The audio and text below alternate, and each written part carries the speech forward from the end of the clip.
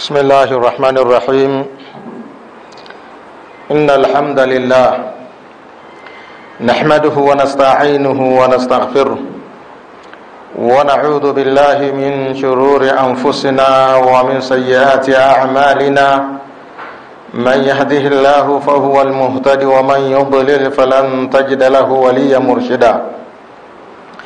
وأشهد أن لا إله إلا الله وحده لا شريك له وأشهد أن محمدا عبده ورسوله. يا أيها الذين آمنوا اتقوا الله حق تقاته ولا تموتن إلا وأنتم مسلمون.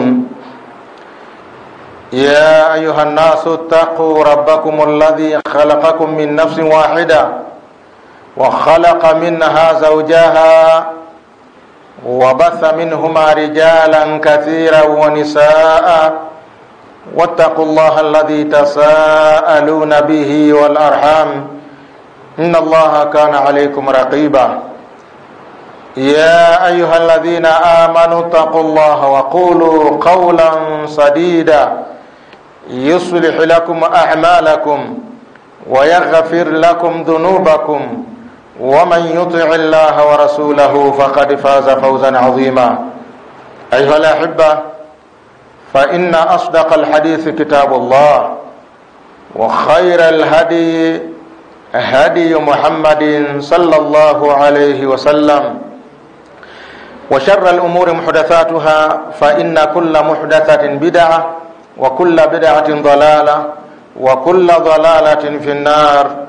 اللهم إنا نعوذ بك من البدع ومن النار. أحبة، baada ya kumhimidi Allah subhanahu wa ta'ala na kumtakia sala na salamu kipenzi wa umma Muhammadin sallallahu alayhi wasallam, kwanza kabisa tunabudi kumshukuru Allah subhanahu wa ta'ala kwa mapenzi yake makubwa kutujalia kuiswali swala hii ya dhuhuri tena kwa jamaa. Kwa hakika hii ni neema miongoni mwa neema ambazo tumeneemeshwa na Allah subhanahu wa ta'ala katika kipindi hiki. Kwani ni wangapi ambao hawakuona umuhimu wa kuacha kazi zao na shughuli zao wakaendelea na kazi zao, hawakuona umuhimu wa kuja kumwabudu Allah subhanahu wa ta'ala. Lakini mimi na wewe Allah subhanahu wa ta'ala ametupa taufiki ya kuidiriki swala hii ya dhuhuri tena kwa jamaa. Kwa hakika hii ni neema, na kwa neema hii tunatakiwa kumshukuru Allah subhanahu wa ta'ala. Lakini pili, hatuna budi kumshukuru Allah subhanahu wa ta'ala kwa kutuwezesha pia kubaki katika kikao hiki cha kheri. Vikao kama hivi huwa havipendwi na nafsi, huwa havipendwi na shaitani. Hivyo Muislamu anapoibana na kuilazimisha nafsi yake ikabaki katika vikao kama hivi, wallahi hiyo ni neema kubwa sana miongoni mwa neema ambazo amejaliwa na Allah subhanahu wa ta'ala. Lakini pia akamshinda na shaitani vile vile. Ndani ya mwezi wa Ramadhani mashaitani yanafungwa minyororo, lakini yanayofungwa ni yale makorofi, wale magwiji, wale wakubwa wao ndio ambao wanafungwa minyororo. Lakini ama hawa mashaitani wadogo wadogo wapo, ndipo unashangaa mwezi wa Ramadhani mtu anaweza akapandisha mashaitani. Amekuja kuswali tarawih hapa msikitini, Qur'ani inasomwa, anaunguzwa na ile Qur'ani inayosomwa, inafikia mahala unashangaa mtu anaanguka chini, amepandisha mashaitani. Mtu anaanza kujiuliza, vipi, mbona tunaambiwa mashaitani wanafungwa mwezi wa Ramadhani? Au mtume akasema uongo? Mbona huyu anapandisha mashaitani na hali ya kuwa mashaitani mwezi wa Ramadhani wamefungwa? Huyu katorokea wapi? Unaweza kuanza kujiuliza. Au kuna mahala jamaa amepenya akatoka huko jela akaja kutusumbua sumbua. Wanaofungwa ni wale wakorofi, wale magwiji ndio ambao wanafungwa minyororo ili wasilete tabu katika mwezi wa Ramadhani, wasiharibia watu funga zao. Lakini ama wale wadogo wadogo wapo, wanapatikana ndani ya mwezi wa Ramadhani. Kwa unapoishinda nafsi yako ukamshinda shaitani ukabaki katika vikao vya kheri kama hivi, wallahi hiyo ni neema, na kwa neema hiyo unatakiwa kumshukuru Allah subhanahu wa ta'ala. Vikao hivi vina kheri ndugu zangu katika imani. Ndio maana kabla ya Ramadhani tuliambiwa miongoni mwa maandalizi ya Ramadhani, utenge muda kwa ajili ya durus, utenge muda kwa ajili ya darsa kama hizi.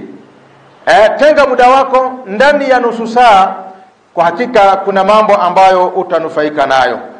Na katika msikiti wetu kuna darsa karibia katika swala zote. Baada ya dhuhuri kuna swala, kuna darsa, baada ya alasiri kuna darsa.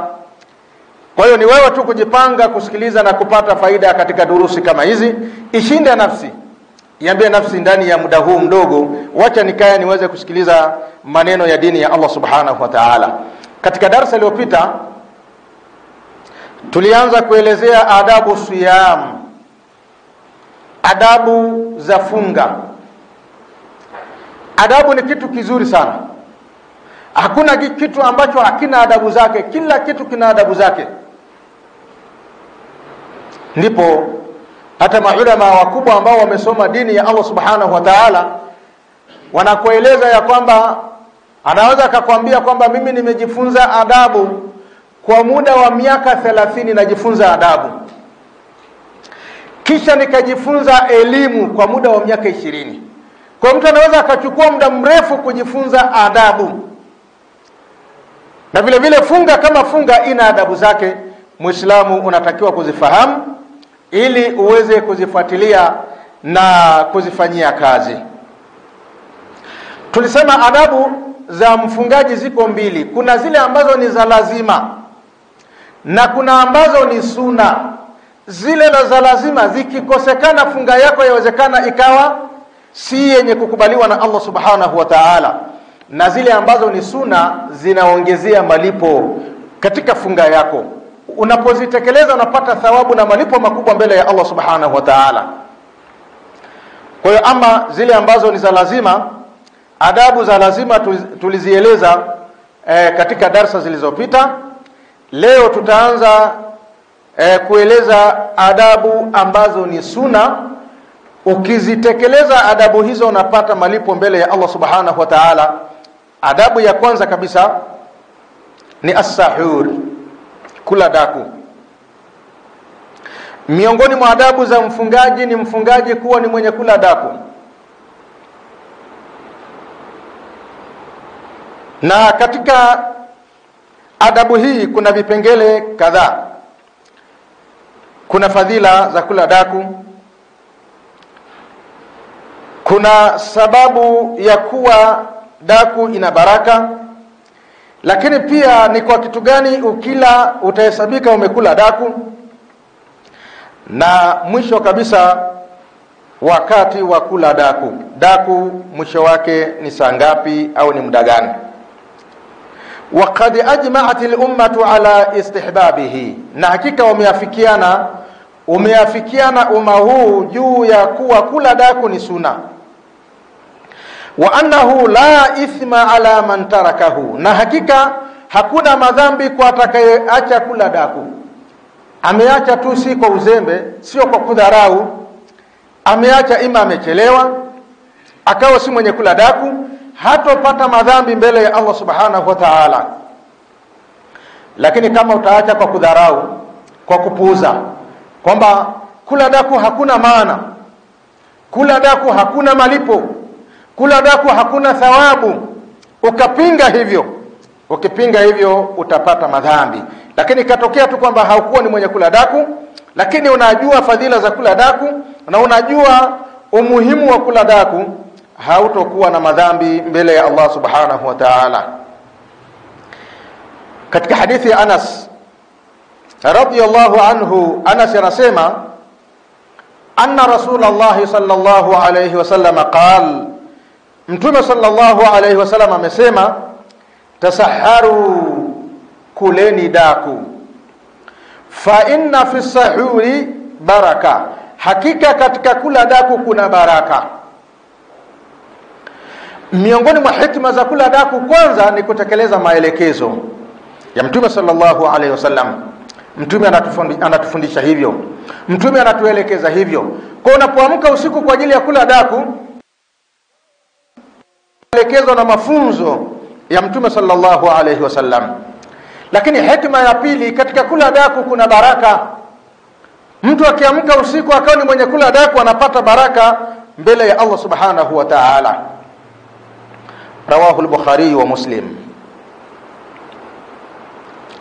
Maulama wanasema wa sababu al-baraka, na sababu ya kupata baraka, annahu yuqawwi as-saima, kwamba daku humpa nguvu mfungaji mchana wa mwezi wa Ramadhani, wa yunshituhu, na humfanya kuwa na uchangamfu mchana wa mwezi wa Ramadhani, wa yuhawwinu alayhi as-siyam, na daku humsaidia na kuifanya nyepesi funga kwa mfungaji.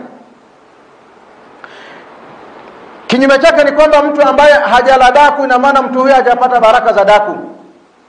Mtu huyu atakuwa hana nguvu mchana wa mwezi wa Ramadhani. Mtu huyu atakuwa hana uchangamfu mchana wa mwezi wa Ramadhani.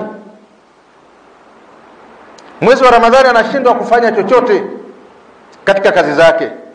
Mwezi wa Ramadhani anashindwa kufanya ibada mbalimbali. Yuko hoi. Anapofuturu hawezi hata kwenda kuswali tarawehe. Yuko hoi, amechoka. Tamkuta kichwa kinamuuma. Mwili wote umechoka, umelegea.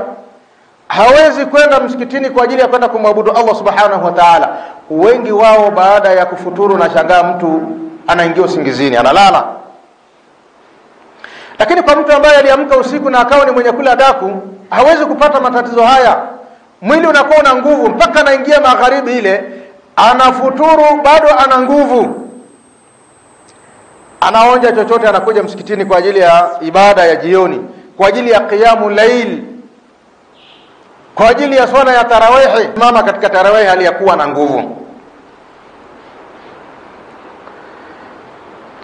Nukta ya pili, bima yatahaqqaqu, ni kwa chakula gani mtu akikila anahesabika kwamba amekula daku. Wa yatahaqqaqu as-sahur bikathiri at-ta'ami wa qalilihi, anahakikika kwamba mtu amekula daku, anahesabika ya kwamba mtu amekula daku kwa kula chakula kingi, lakini pia kula chakula kichache. Umeshindwa kula chakula kingi, basi hata chakula kichache kuwa ni mwenye kula ili uweze kupata baraka za daku. Walau bijur'ati ma'in, hata kama ukanywa funda moja la maji. Katika hadithi ya Abu Sa'id al-Khudri radiyallahu anhu anasema, as-sahuru baraka, kula daku ni baraka. Fala tad'uhu, msiache kula daku, walau an yajra'a ahadukum jur'ata ma, hata kama mmoja wenu akanywa funda moja la maji. Fa inna Allaha wa malaikatahu, hakika Allah na malaika wake, yusalluna ala almutasahharina, wanamuombea dua, wanamswalia yule ambaye ameamka usiku kwa ajili ya kula daku. Rawahu Ahmad. Hizi ni miongoni mwa fadhila za kula daku, ni miongoni mwa faida za kula daku. Unapoamka kula daku, unaombewa dua na Allah subhanahu wa ta'ala. Allah na malaika wake wanakutakia, wanakuswalia, wanakuombea msamaha. Malaika wanakuombea msamaha kwa Allah subhanahu wa ta'ala, na Allah anakusamehe kutokana na wewe kuamka usiku kwa ajili ya kula daku. Kwa hiyo katika kula daku kuna baraka nyingi, kuna faida nyingi na kuna fadhila nyingi. Miongoni mwa faida zake katika kula daku, unaitofautisha funga yako na funga ya asiyekuwa Muislamu.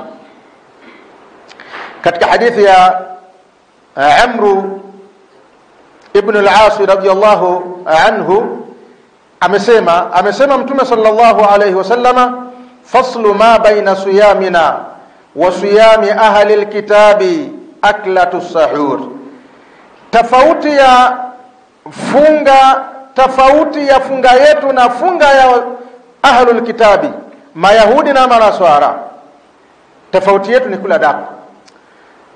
Kwa hiyo unapokula daku unakuwa umeitofautisha funga yako na funga ya ahlul kitabi. Umeitofautisha funga yako na Manaswara na Mayahudi vile vile. Hivi sasa manaswara pia wanafunga. Si kweli? Manaswara hivi sasa wanafunga. Funga yao ambao wenyewe wanaijua, wanafunga baadhi ya vitu vingine wanakula, lakini anakwambia nimefunga. Na wao hivi sasa wako kwenye mfungo. Lakini funga ya Muislamu na asiyekuwa Muislamu inatofautishwa na kula daku. Hii ndio tofauti ya funga yako wewe Muislamu na funga asiyekuwa Muislamu, kwa maelekezo na mafunzo ya Mtume sallallahu alayhi wasallam. Hivyo yatakikana kwa Muislamu awe ni mwenye kula daku ili aweze kuitofautisha funga yake na funga ya ahlul kitabi. Waktuhu, nukta ya 3 hiyo. Wakati wa kula daku. Wakati wa kula daku, mwisho wa kula daku jamani saa ngapi? Mwisho wa kula daku ni saa ngapi? Kunaanza saa ngapi, mwisho ni saa ngapi? Saa 6 ndio mwanzo wa kula daku, mwisho kabla ya alfajiri. Na kabla ya alfajiri nafikiri itakuwa ni kwenye saa 11. Baadhi ya ratiba naona zinakwenda mpaka saa 11 na dakika 26. Nilikuwa naangalia leo. Ndio mwisho wa kula daku. Wakati sahuri, wakati wa kula daku min muntasifi al-layli ila tulu'i al-fajri. Ni kuanzia nusu ya usiku mpaka kuchomoza alfajiri. Wal mustahabbu ta'khiruhu, na ilivyokuwa ni bora na ilivyokuwa ni sunna kuichelewesha zaidi daku mpaka kipindi cha mwisho. Inshallah hii inaonyesha watu wanavyofuatilia durus, na hizi ndio faida za darsa. Unauliza swali watu wanajibu. Kwa ilivyokuwa sunna na ilivyokuwa bora ni kuichelewesha daku. Hizi da'wa zimesaidia vitu vingi. Nakumbuka zamani ilikuwa tunapofuturu wanapita vijana mtaani wanapiga dufu, wanaamsha watu daku. Watu hata kulala watu hawajalala, eti kwamba wanapita mtaani wanaamsha daku. Kutokana na da'wa ambazo zinatolewa, haya mambo siyaoni tena. Sidhani kama kuna mtaa bado na mambo haya. Saa 2:30 ile watu wanaswali Isha, wanaendelea na tarawehe, wanapita vijana, tena vijana wa Kiislamu wanapita mtaani, hawaswali swala ya faradhi wala hawaswali swala ya sunna, wanapita mtaani wanapiga dufu. Kama wanaamsha nini? Daku. Wanapita mtaani wanaamsha daku.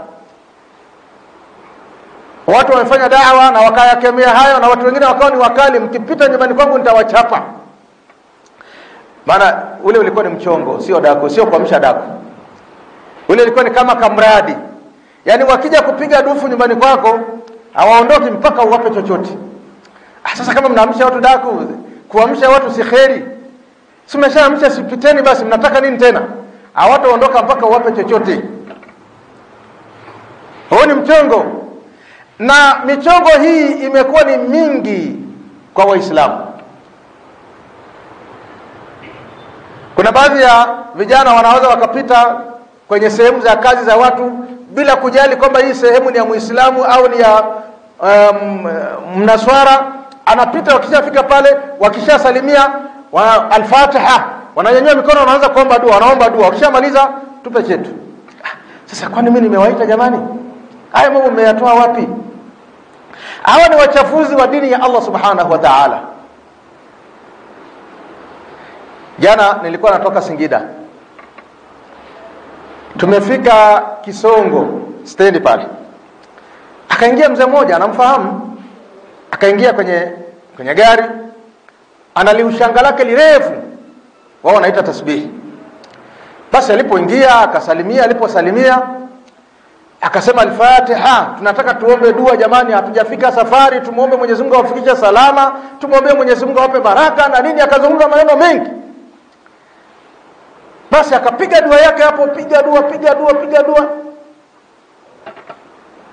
Baadaye naambia jamani, kuchangia hizi harakati ni muhimu. Watu wakaanza kutoka na shekhe, chukua daku yangu, chukua daku hii hapa, chukua futari, chukua na nini.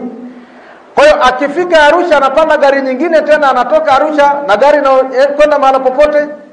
Haya mambo yalikuwa yanafanywa na manaswara, lakini tayari Waislamu nao pia wameshayaiga mambo haya. Hii ni kudhalilisha dini ya Allah Subhanahu wa Ta'ala. Unaingia ndani ya basi kweli unaanza kuombea watu dua. Basi ingia basi wapige hata da'wa tu. Ingia utoe da'wa tu. Kama unafahamu dini, ingia basi utoe da'wa. Lakini watu wamefanya hizi dua ni kama vile mradi. Anaingia kuombea watu dua, lakini anachokikusudia yeye ni kupata chochote kwa kupitia hawa watu. Haya ni mambo ya kuigaiga ambayo hayapo. Kwa hiyo wakati wa kula daku sio ule wakati ambao walikuwa watu wanaamshwa saa 3, saa 4, saa 5, ikifika saa 6 wanakwenda kulala, wale vijana wako hoi. Wakati mwingine wanapita katika majumba, kama hawajapewa chochote wanapewa chakula, wanapiga msosi hapo, wanashiba. Mpaka nafika saa 6 wameshiba huko vizuri kweli. Kifika nyumbani wanalala tu. Hata ibada hawana, lakini ndio hao wanaamsha watu daku. Kwa hiyo ilivyokuwa bora ni kuichelewesha daku. Namna unavyoichelewesha daku ndivyo inavyokuwa na malipo makubwa mbele ya Allah Subhanahu wa Ta'ala. Katika hadithi iliyopokelewa na Anas akisimulia Zaid ibn Thabit radhiyallahu anhu, anasema tasaharna ma'a rasulillahi sallallahu alayhi wasallam, tulikula daku na mtume sallallahu alayhi wasallam. Thumma qumna ila salah, kisha baada ya kumaliza kula daku tukasimama kuswali swala ya alfajiri. Qultu, Anas anasema nikamuuliza Zaid bin Thabit, kam kana qadru bainahuma, kulikuwa na kitambo gani kati ya kula daku na kuiswali swala ya alfajiri? Kuna muda gani uliopita hapo katikati kati ya kumaliza kula daku na kuiswali swala ya alfajiri? Qala Zaid ibn Thabit akasema 50 aya, ni kiasi au ni muda wa kuweza kusoma aya 50, aya ambazo si ndefu sana na wala si fupi sana, takriban ni muda wa dakika 10-15. Rawahu al-Bukhari wa Muslim. Unaona mtume sallallahu alayhi wasallama namna alivyokuwa anaichelewesha daku mpaka karibu kabisa na swala ya alfajiri. Anamaliza kula daku, anachukua udhu, anasukutua hapo kidogo, tayari muda wa swala anaingia katika swala. Kuna baadhi ya watu ambao hawaelewi lengo la funga ni nini. Anaweza akakwambia sasa ukila saa 11 umeshiba, umekula ugali wako vizuri, saa 11 umeshiba. Sasa wewe utakuwa kule umefunga mchana wa mwezi wa Ramadhani, wewe mbona utakuwa na nguvu tu umeshiba? Paka jioni utakuwa umeshiba. Si ndio? Takiwa ushibe. Kwa hiyo utakiwa uwe na njaa. Kwani funga imeletwa hiyo ili iwe ni adhabu? Funga hii ni ibada tumeletewa na Allah Subhanahu wa Ta'ala, lakini hii si adhabu na wala si mateso. Kula saa 11 ushibe vizuri, mchana wa mwezi wa Ramadhani umefunga umeshiba vizuri kabisa. Watu wengine wanahangaika, watu wengine wako hoi. Ukienda msikitini watu wamelala kama vile wako odini, kama vile wagonjwa. Lakini wewe una nguvu zako. Una nguvu ya kusoma Qur'an. Una nguvu ya kuweza kufanya kazi zako, una nguvu ya kumtaja Allah Subhanahu wa Ta'ala. Katika hadithi ya Unaisa qalat, amesema qala Rasulullah sallallahu alayhi wasallam, mtume amesema idha adhana ibn ummi maktum, atakapoadhini ibn ummi maktum, mkisikia adhana yake, fakulu washrabu, kuleni na kunyweni. Wa idha adhana Bilal, na pindi atakapoadhini Bilal, mtakapoisikia adhana ya Bilali, fala taakulu wala tashrabu, msile wala msinywe, alfajiri itakuwa imeingia. Rawahu al-Imam Ahmad. Mtume sallallahu alaihi wasallam alikuwa na waadhini wawili. Muadhini wa kwanza anaashiria ya kwamba huu ndio muda wa kula daku, watu waamke waweze kula daku. Lakini muadhini wa pili akiadhini huo anaonyesha kwamba huo ndio mwisho wa kula daku, alfajiri imeshaingia. Watu wajizuie wasije wakaendelea kula daku. Hii inaonyesha ya kwamba Mtume sallallahu alaihi wasallam na masahaba zake walikuwa wanachelewesha kula daku.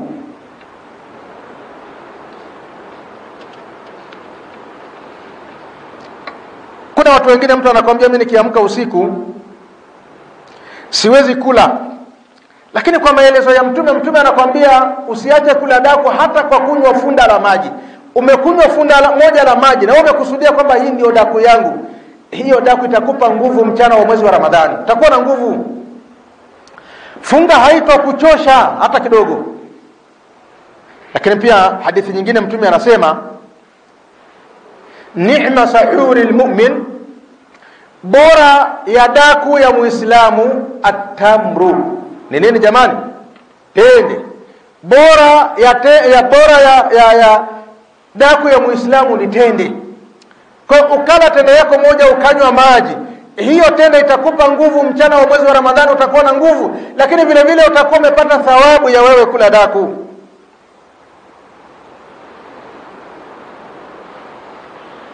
Wakati mwingine unaweza kaisikia adhana ya alfajiri imeshaingia, na hali ya kuwa ulikuwa unakula, unatakiwa ufanye nini?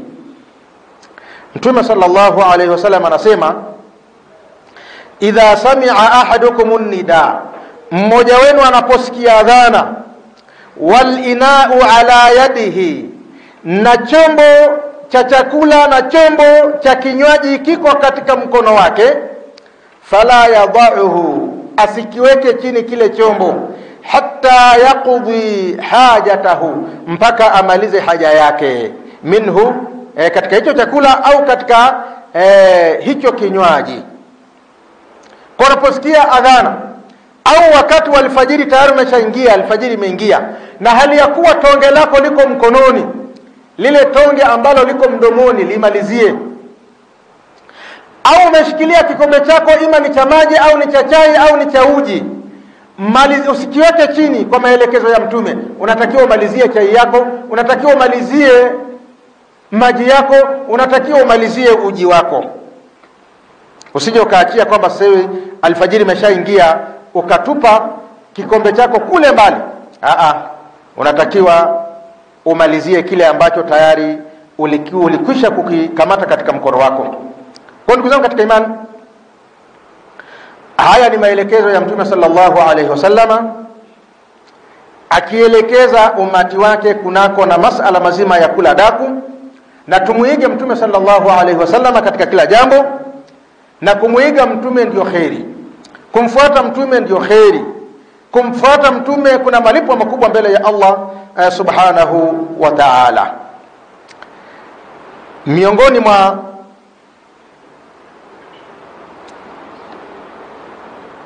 adabu za mfungaji, ambazo adabu hizo ni sunna, akizifanya akizitekeleza anapata malipo mbele ya Allah subhanahu wa ta'ala, ni ta'jilul fitr, ni kuharakisha kufungua, kuharakisha kufuturu.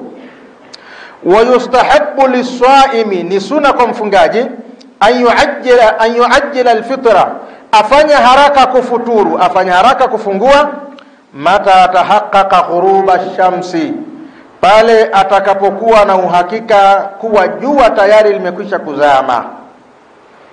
Fa an Sahal ibn Sa'di anna an-nabiy sallallahu alayhi wasallam qala, katika hadithi ya Sahal ibn Sa'di, hakika Mtume sallallahu alayhi wasallam amesema, la yazalu an-nasu bi khair, hawataacha watu kuwa katika khairi, ma ajjalu al-fitra, muda wa kuwa wanaharakisha kufuturu, muda wa kuwa wanaharakisha kufungua, watu hawa watakuwa ndani ya khairi. Rawahu al-Bukhari wa Muslim. Kinyume chake ni kwamba mtu anapochelewa kufungua bila ya sababu ya msingi, mtu huyo anakuwa hayuko ndani ya khairi. Wayambaghi an yakuna al-fitru ala rutabatin witran, na yatakikana kufungua au kufuturu kuwe ni kwa tende, ufungue kwa tende, tena tende hizo kwa witiri. Fa in lam yajid, na kama mtu atakuwa hajapata tende, fa'ala alma, atafuturu na atafungua kwa kutumia maji. Katika hadithi ya Anas radhiyallahu anhu, Anas anasema kana Rasulullah sallallahu alayhi wasallama yuftiru ala rutabatin, alikuwa mtume sallallahu alayhi wasallama tende zile ambazo ni rutab, tende zile za rangi ya njano, zile ambazo zinaanza kuiva, kabla an yusallia, alikuwa anafanya hivyo mtume kabla ya kuswali swala ya magharibi. Fa in lam takun, ikiwa kutakuwa hakuna tende hizo za rangi ya njano, fa ala tamratin, anafuturu kwa hizi tende ambazo tunazifahamu, tende ambazo zimeiva vizuri. Fa in lam takun, ikiwa tende za kuiva pia zitakuwa hamna, hasawatin mima'in, anakunywa funda la maji. Rawahu Abu Daudi wal Hakim wa sahahahu wa qala at-Tirmidhi hadithun hasanun. Huu ndio taratibu na maelekezo ya Mtume sallallahu alaihi wasallama. Wakati wa kufungua, anza kufungua na tende. Anza kufungua na tende. Kama tende hakuna, basi utaanza kufungua kwa kutumia maji. Usianze na andazi, usianze na uji, usianze na chai, usianze na chakula chochote. Anza na tende kwanza. Kama hakuna tende, anza na maji. Lakini watu wengi wanakosea. Utakuta watu baada ya kusikia tu adhana, ameshikilia sambusa yake, ameshikilia andazi lake, ameshikilia kitumbua chake, anaanza nacho. Hayo sio maelekezo na mafundisho ya Mtume sallallahu alaihi wasallam. Kama tulivyotangulia kusema, wakati mwingine watu wanafuturu kwa kitu cha haramu. Anasikia adhana tayari ameweka fegi yake hapa, anafuturu kwa kutumia sigara. Kuna watu ambao wamepewa mtihani huo, wana mtihani huo wa kuvuta sigara. Sigara ni haramu. Wewe unakuaje ibada nzuri, ibada tukufu, umefunga mwezi mzima wa siku nzima, unakuja kuitoa funga yako na kitu cha haramu? Wallahi ni mtihani mkubwa sana.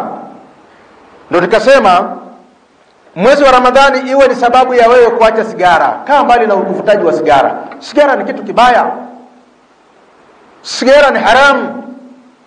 Waliokutengenezea wenyewe wamekupa onyo kwamba sigara haifai, sigara ni hatari katika maisha yako. Wamekuwekea pale onyo. Hawa wajaandika hivyo jamani. Yale makasha yale ya pakiti lile la sigara, limeandikwa, unaonywa kwamba hiki kitu ni madhara makubwa. Sasa kitu kama kina madhara, na wewe kwa nini unakwenda kujidhuru? Na Muislamu ameharamishiwa kutumia kitu ambacho kina madhara. Wewe unakwenda kutumia sigara kwa sababu gani? Mtu anakuambia ni makruhu. Ndio mashekhi wa zamani walikuwa wanavuta. Na unakuta mashekhi wote utafikiri waliambiana. Kila ambaye ni shekhi utamkuta ni mvutaji wa sigara zamani. Lakini kutokana na hizi dawa ambazo zinafanya watu wanafikishiwa, hata wao vile vile wameanza kuacha. Ni mashekhi wachache sana hivi sasa wanavuta. Anajitetea na kwambia ni makruhu. Kwani makruhu maana yake nini jamani? Nini maana makruhu? Kitu ambacho kinakarahisha, kitu ambacho kinachukiza. Kinamchukiza nani? Allah subhanahu wa ta'ala. Ukiambiwa kwamba kitu hiki ni makruhu, kinachukiza, unamwona unamchukiza nani? Allah subhanahu wa ta'ala. Sigara haina huo makruhu wanaokusudia wao. Sigara ni haramu. Na makruhu pia zimegawanyika sehemu mbili. Kuna umakruhu ambao ndio makruhu kama wanavyokusudia wao, na kuna umakruhu ambao ni haramu. Ukisoma katika suratul Isra, nafikiria karibia peji nzima, msikaribie zina, msile mali ya mayatima, msifanye nini, yani yameeleza vitu vingi. Mwisho kabisa wa hiyo peji Allah anasema, na imekuwa hukumu ya vitu hivyo, ubaya wake inda rabbika, mbele ya Mola wako, makruhan, ni karaha. Kwa utaniambia kwamba kuzini ni karaha, kula mali ya mayatima ni karaha, Ni haramu kuzini, ni haramu. Kula sigara pia, pamoja na unasema kwamba ni makruh, lakini ni haramu. Ni jambo ambalo linamchukiza Allah subhanahu wa ta'ala.